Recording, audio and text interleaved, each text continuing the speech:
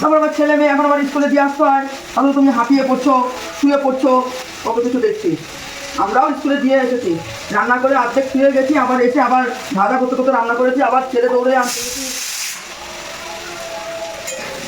যাও শুয়ে থাকো না, আমি আমার কাজ আমি করে দিচ্ছি। আবার যাবো পূজা করতে, আজকে বৃহস্পতিবার পূর্ণিমা লেগে গেছে, পুজো করতে যাবো, তাও এখনো যেতে পারছি না। হাতে রান্না তো কেউ কেড়ে করবে, সেই লোকটাও আমার নাই, যেহেতু আমাকে করে রেখেই সব যেতে হবে। হ্যাঁ হ্যাঁ, করো করো, রান্না করো, তুমি বসে বসে করো। না করলে তো ছেলে পেলে না খেয়ে থাকবে, তাই আমি করতে হয়।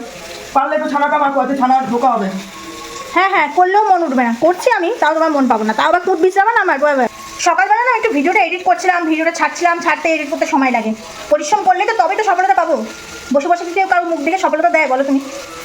তাও 10-15 মিনিটের জন্য বসে আবার আমি কলে জল ভরতে যাই, বিছানা তুলি, তারপর ছেলে হলিশ করি, চাটা করি। সেই কাজগুলো তো তুমি আমার দেখো না, তুমি শুধু আমার দোষটাই দেখে বেড়াও। আমার কপালটাই খারাপ।